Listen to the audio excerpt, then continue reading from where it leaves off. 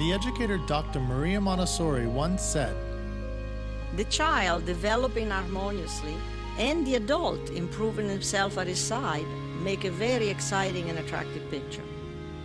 Welcome to Montessori Education with me, Jesse McCarthy, where we talk raising children and educating students while bettering ourselves right alongside them. Hello, everyone. If you are a parent or teacher of a toddler today, you know very well there's so much stuff out there to sift through. I mean, it can be overwhelming, confusing, sometimes just straight up ridiculous. So what to do about it? I reached out to a friend and colleague who has serious knowledge and experience with the age group to get her take. Claudia Alvarez has been working with toddlers for 3 decades as a teacher, head of school, parent, and now an expecting grandparent. She runs her own Montessori school called Cornerstone in Illinois that has classrooms for ages 15 months to 6 years old, and she has a parent-infant program there. Claudia knows her stuff, and she is a bit old school as well, kind of no nonsense, which I personally appreciate. She's also aware, though, of the trendy, fad-saturated times we're in. She actually used to have a really popular Instagram page herself, at Montessori Toddler, was the handle, with super simple photos, videos, meaningful commentary, but she got off social media because it was basically becoming a drag. Since Claudia is no longer posting, I reached out to see if she'd be open to sharing a few thoughts on our show here, and happily she was all in. So get ready for some straight shooting guidance from someone who is very, very good with young children. Before we start, just one quick note that there's not much small talk here. I wanted to make things short and sweet, so I jumped right into the main question I had for Claudia, and then she gets right to her quick 3 answers, and we go from there. All right, let's do it. What would you tell parents today, parents of toddlers, 18 months to 3 years old, around that age? Number one, I think Montessori is important more than any other time. Number 2 is being the loving leader in a Montessori classroom. Teachers are called leads, guides, and that's for a reason, because we are leading and guiding children. But a child's first lead and guide is the parent, right? Okay. So step into that role without fear of making mistakes. And number 3, allowing children to make mistakes and allowing yourself to make mistakes. Or maybe it should be stop Google. You're going to be okay, and your child is going to be okay. Seeing where children are coming into the toddler house within a toddler program, I see that many of the needs that children need to exercise, to work on, to actually be able to continue their development are not being met outside of the house, because many parents are fearful. I'm thinking of this one child, an older 2-year-old. When you come into our building, you come into a landing and there are 3 steps to go into the different classrooms. And this child was 2.5 and couldn't even go up those 3 steps. And the mom said to me, "Oh, he doesn't do stairs." And I'm thinking in my mind, oh boy, this child is close to 3. He should be able to go up and down stairs. We see it in many Montessori schools, the low railing for the children to go up and down the stairs. And this didn't know what to do. So, these last couple of years, what I've noticed is a lot of parents being afraid of letting their children do things physically that were just part of normal child development, like climbing up stairs, wobbling along and falling, tripping. I'm seeing more and more children that don't know how to put your hands out when they fall because they don't understand that. Even sitting, when children come into the environment and we are working with them, taking your work to the table, pulling out your chair, sitting down. Most of these children are being picked up and placed. But that's the beauty of the prepared environment and why Montessori is so needed. All you need is to place a child in a prepared environment, give them that consistency and the repetition of doing these things and practicing, allowing them to make mistakes while practicing these skills. And in, I would say, 6 weeks, sometimes even less than that, The child is walking up the stairs. The child is pulling Yeah. the chair out. The child is choosing a work independently. So I hear parents saying, I want my child to be independent. But what I'm seeing in the environment and children who are starting is children who are still being treated like infants Hmm. instead of being allowed to um, develop as a toddler should be able to develop, which is when you're an infant, you're on the floor, you're learning to use your body, you're feeling what your body, what does my body feel like against this floor? Oh, I can move this shoulder. I can push up. I can arch my back. Parents are just not allowing a lot of this um, uh, development that Montessori allows children to develop. I'm curious, just thinking about young infants, as you said, moving around, and there's just such a trend to almost treat an infant or a baby like this toy. There's padding everywhere. There's, that's this nice outfits and beautiful outfits where you're restricted. So is it we're just making this kind of padded arena for a child at home where like even the steps, like, well, we don't want them to fall down the steps. So how would a parent make their home more like the environment that you're talking about in the Montessori classroom? So I always, parents, when our parents come and we do conferences, they always say, what can I do at home to continue what my child is doing here at school? And I always tell parents, I'm so glad you asked. Your child is in the best Montessori environment, which is your home. Your home i- is the baseline for everything else, right? You have the perfect practical life environment. You have the perfect outdoor environment. You have everything you need there. Do not replicate the classroom in your home. You don't need all the short shelves. You don't need it to look like Instagram. I'm going to be rotating this. You don't need to do that. Get a chair, pull it up to the sink, and have your child wash the vegetables. You don't even need a learning tower. Get a chair, pull it up Yeah. to have your child peel some carrots, have them take the grapes off the stems. You don't have to go Instagram worthy to raise a child. That is a lie. And Clay, look at you saying like pull up a chair. It's so crazy. I have a child now. He's 2 years old, Ragnar. And the learning tower, I still think the learning tower is an awesome thing. But as I'm Yeah. with my child, I'm like, dude, what are you buying $200-300 thing for when literally a chair? And if my son falls out of a chair, I mean, he's not on like concrete or something in the Yeah. house. So I love you saying just something as simple as that. Think about it. When I was raising my children, there were no learning towers. Yeah. You know, Right. there was a chair up to the counter. That was it, or I brought whatever I wanted them to do to their small table, but it Yeah. wasn't what it is now. A child's home is the best learning environment there could be. There's so much for them to do there without having to make extra expenditures to make it, a Montessori classroom. There's no need to Yeah. do. And you were talking a little bit, I think, something with this fear. And I know you even mentioning the steps. I know in many schools, when we tried to open a toddler program, which we eventually did because you have workarounds, it was illegal to go on certain floors with the toddlers because they would have to go upstairs.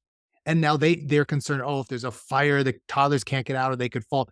So it's wild how even regulations, like our whole culture is kind of in this protective mode, not thinking of young children as actually capable beings.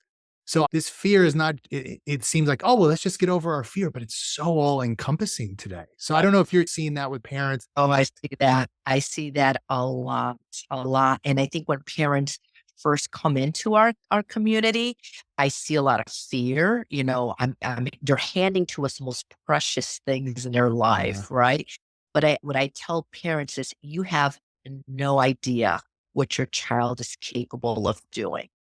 And when they come for conferences and I tell them, show them videos of how Johnny is able to get a pitcher, an empty pitcher from the hand washing stand, walk it over to the water source, manipulate opening that water source, walking that pitcher full of water Mm. across the hand washing table, pour that water into that bowl, put the pitcher down. We can go on and on and on about how many steps it takes to wash your Uh, hands, but something as simple as that leaves parents with their jaws open. Yeah. They, they say to me, I had no idea Johnny was capable of doing Yep. this. Not only is Johnny capable of doing that, they're capable of doing so much more. Children are amazing. I always tell parents, as human beings, we are created to survive, but not just to survive, Jesse. We are created to thrive. So children, when we're at school and I start clapping and I tell the children, young toddlers, time to line up to go inside, they all come running and they all line up. And these are children under the age of 2. Uh, Okay. It's not some militant, the children are doing what I tell them to do. No, this is just part of the routine. We're lining up to go inside. And believe it or not, for some reason, this culture has duped parents into believing that children listening and following instructions are bad for them. But I think it's actually an exercise in self control and being able to know I am here. Now I'm called to go there. Now I'm going inside. My lead is leading me through to go to where I need to go next, which is inside the environment, into the building. And these children are happy. They feel confident. True confidence and self esteem comes from knowing I can do for myself. I'm not being carried into the building, put down. Nobody is changing my shoes for me, right? I'm doing all these things for myself. So there is a lot of fear. And I think part of the fear comes from the culture now, which is, you're so concerned about mental health and emotional well-being. And, there's many things to be really concerned about. But if we allow children to develop naturally without letting fear lead us, we see amazing things happen. And I think the longer children spend in a prepared environment, parents start relaxing. They start, oh, they can do this. yeah. So they see the reality that it's possible. So Yeah. you kind of start with the first point here is that the Montessori environment or Montessori is needed now more than ever. And I think we were talking before, this is connected with that fear. You said you clap your hands and these kids, they happily come. So Right. you, as the guide in the classroom, you are this guide or this leader, as I think you said, is another important thing. Can you talk Right. about that as I think that's, parents? yeah. What can they do similarly? So in a Montessori environment, a teacher is called a lead or a guide. And that is because we are leading and guiding children on this educational journey, right? On this preparation for life. But a child's first lead, a child's first guide is the parent. So how do we help? How do we come alongside parents in a culture that is saturated with information and misinformation and tell them, you can do this. There you go. You are your child's first lead. You are your child's first guide. And you don't need to have a PhD. You don't have to have vast knowledge that people are putting out there to do your job well. You can do this. I always tell parents, start listening to your gut. It's that small, still voice inside of you that tells you that's not okay for a child to do. That's okay for a child to do. And the more you stop and listen to that small, still voice, the easier it becomes for you to grow confident in you as your child's leader guide. When a child knows that the adult is leading and guiding them, the child rests in that care and knowledge of that adult looking out for their best interest, caring for them. That allows our child to rest in our care. And that opens up, that provides secure attachment, right? And when a child is securely attached, the brain fires up for learning. It is not a child's responsibility to look out for their own safety. That is our job. Our job is to provide safety and consistency, love, nurturing. And when we do that, a child is free to learn. So this idea of a parent, like they can say, well, my gut is telling me I shouldn't let my child even climb on that chair because he could fall off. Whereas I think with us, we've seen so many children through our years that we've kind of learned through observing that, oh, no, no, he's going to be good. He's not only going to be good, he's going to be handling that pitcher better than we can handle that pitcher. Right. But say a parent with their firstborn, he's 2 years old or she's 2, and this fear is overwhelming their ability to kind of be a guiding role for this child, and their fear is taking over. And of course, the child's going to absorb that fear. So Right. what's the step to go beyond? Because sometimes the gut today might be saying, oh no, I've got to step in because they've kind of been saturated. How do they Right. get past the fear and go, let's see what happens?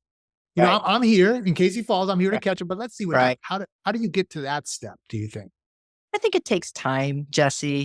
Just like everything, I think it's part of the human experience. I think of myself as a first time mom, and um, I don't think I was as fear driven as a lot of new moms are.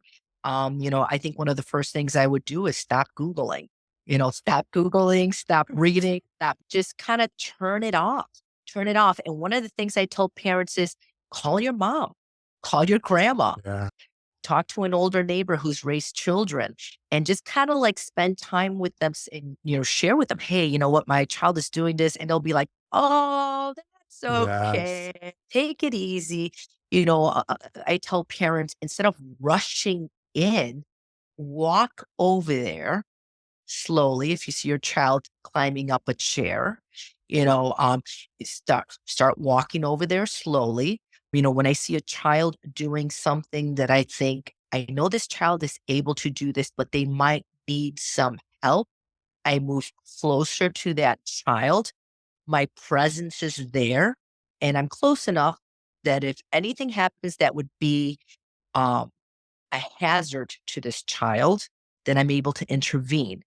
But a hazard to me would be, a 15-month-old, trying to climb on a climbing dome and me not being there. But a 2-year-old climbing on a climbing dome and falling to me is not really something to be extremely concerned about because we're learning that falling, getting up, tripping, these things are actually needed. So our bodies know, okay, I can't do that because I fell last time. How do I need to adjust my movement to master this skill? So Mhm. actually falling and tripping and making mistakes is good for you. And we've known this all along, right? As Montessorians, the struggle is essential. It's important for our children to make these mistakes in order to develop in a better Yeah. way.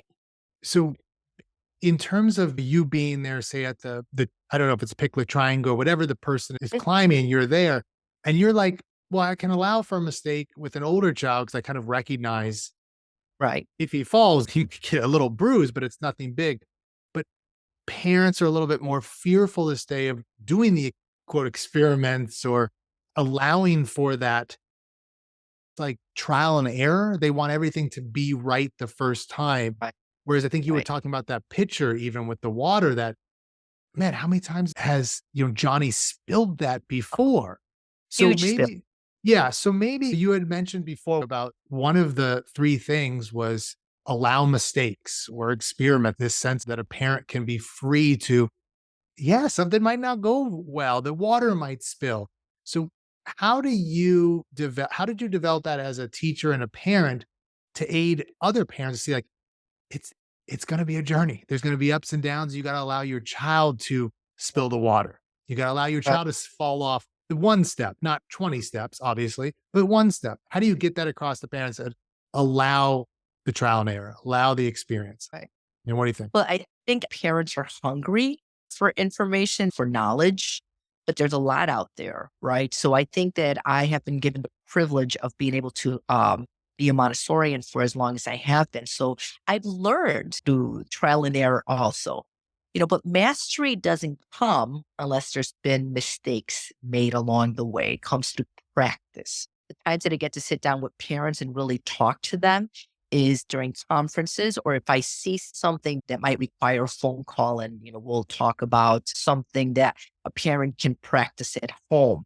But as I've told, parents, Maria Montessori said, development isn't linear. So I always tell parents it's peaks and valleys, peaks and valleys. So when we're in these peaks, we're like, yay, everything's going well. But when we get to those valleys, I think we we don't like dealing with the discomfort. We don't want to hear our child cry. We don't want to see our child struggle. I have one little boy who's just learning to take his shoes off, and he screams as if he's being chased around by a giant elephant.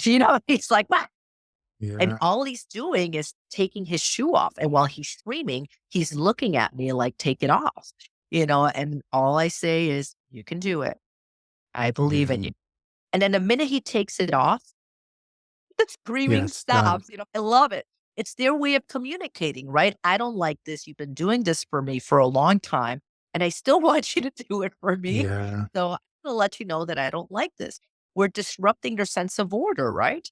They've known that they have had somebody take their shoes off for 15 months, and now you want me to take it off? Yeah. Uh, I'm going to tell you I don't like this. So, you have to allow those outbursts. They're developmentally appropriate. They're letting you know you're changing things up on me. I don't like it. But the beauty of children is whatever new skill you practice with them, they are driven to master that Yeah. skill. That's what Montessori does. So, you have to allow the struggles. You have to allow the mistakes, and not just for your child, but for you, because you don't learn to parent well unless you make a mistake and say, that didn't work. And guess Yeah. what? The amazing thing about children is most children don't remember the mistakes you made. Yeah. They just They adapt don't, and they keep going. no, children have an amazing way of adapting. I saw this the whole COVID thing, when we reopened. Children are amazing. They're amazing, and they are due all respect because of their innocence, but it doesn't mean that they're not capable. It means that we respect the child, we love them, lead them lovingly, and we allow them to struggle. The struggle is essential to their development, and making mistakes is part of that for your child and for you as the parent. Thinking of what you just said is like when a child, just as even the example of the shoes, like somebody starts crying, I think the general tendency now is let me Google what an expert says. Let me Yeah. Google what I'm supposed to do. And then, of course, every expert has a counter expert who says the exact opposite thing. And what you're saying is like, chill out a bit, Yes.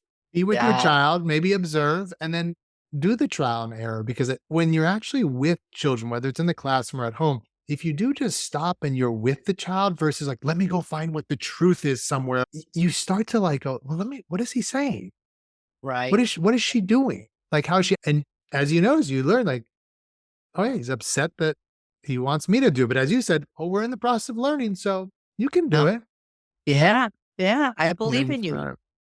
Think about it, when we do things for our children, right, for, months or for years, and all of a sudden we're changing that routine on them, their developmentally appropriate thing to do is tell you, you're changing things up on me. I don't like it, and I'm going to let you have it, either Yeah, by crying, by throwing things back, But then once they realize, oh, I can actually do this, then they start practicing that skill. So we have to really be present for our children. Now, that doesn't mean that we, are constantly watching and, hovering.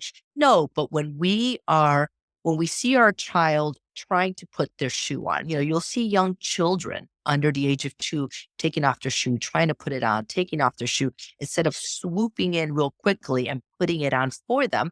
If time allows and you have nowhere to be, let your child play with the shoe. yeah, They don't have to have the newest toy, the newest, wooden whatever is out on the market.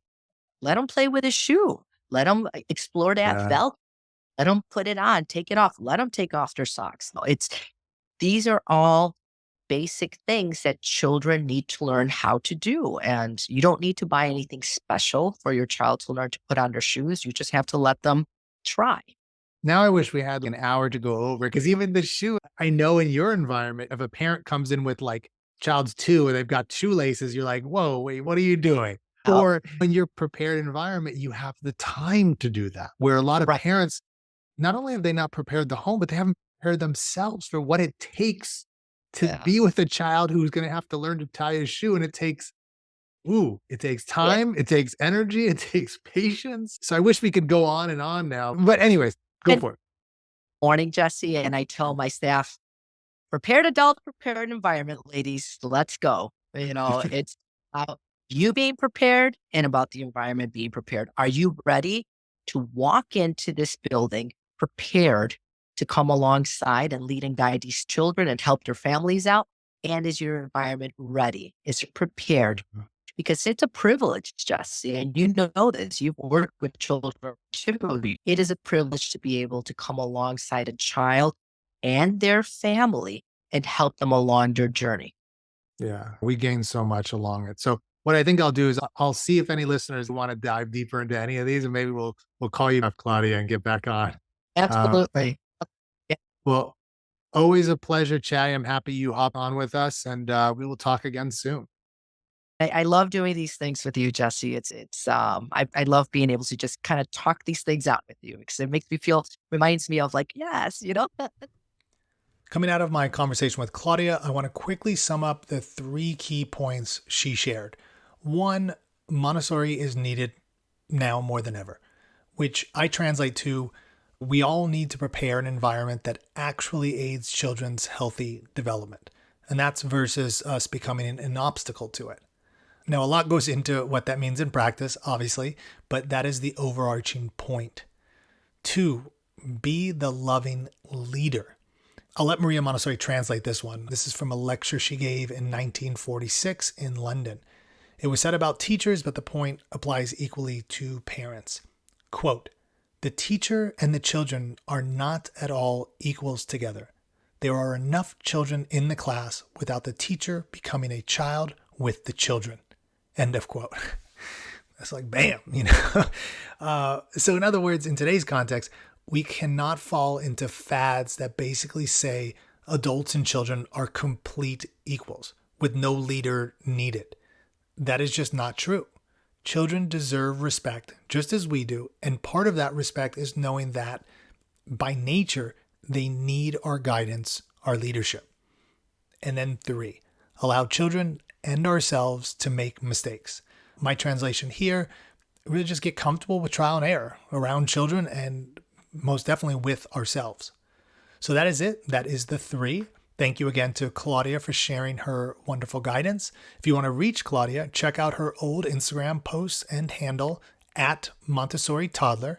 She is a busy lady, so just be patient if you do try to reach out. As always, you can reach me, Jesse McCarthy, at montessorieducation.com. And now, really closing up, for those who stayed along for the whole ride here, during my recording with Claudia, my son actually got up from the middle of a nap kind of abruptly, and I had to go check on him. I want to share the dialogue that Claudia and I had about it after the official recording was over, as I think you all might appreciate it in connection to the overall feel of today. So we will end with that. All my best, everyone, and until next time. I'm going to do some editing, and then obviously Ragnar woke up. I had a big smile on my face, Jesse. I thought it was so cool. Is you're like, hold on. And you went and you came back and you're like, yeah, he got up. He didn't know where he was. And I think, that's life.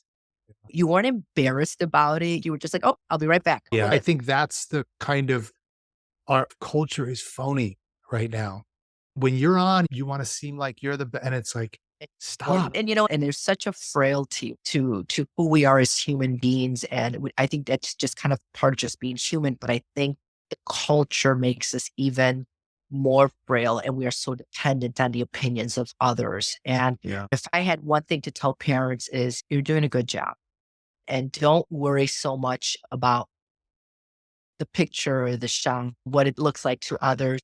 Don't worry Get about dirty. that.